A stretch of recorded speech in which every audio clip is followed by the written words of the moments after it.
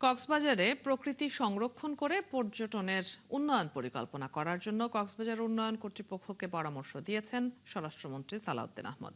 কারণ প্রকৃতি নষ্ট করে শুধু কংক্রিটের জঙ্গল বানানোর পরিকল্পনা করলে সেটি হিতে বিপরীত হতে পারে।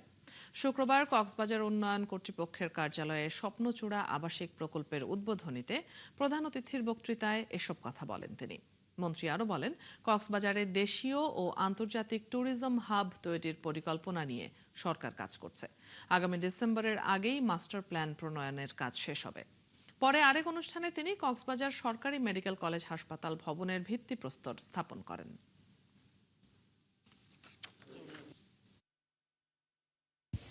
কক্সবাজারের সমুদ্র সৈকত মেরিন ড্রাইভ রোডের আশেপাশে ইকোলজিক্যাল ক্রিটিক্যাল এরিয়া হিসাবে যে গেজেট নোটিফিকেশন বা ঘোষণা করা হয়েছে এবং আদালতেরও কিছু এখানে নির্দেশনা আছে, এগুলো আমরা আবার জরিপ ভিত্তিক তথ্যভিত্তিক প্রকৃত অবস্থা বিবেচনা করে ট্যুরিজমের বিকাশের জন্য বিষয়টা গুরুত্ব দিয়ে পুনর্বিবেচনা করার নির্দেশনা দিয়েছি আমরা।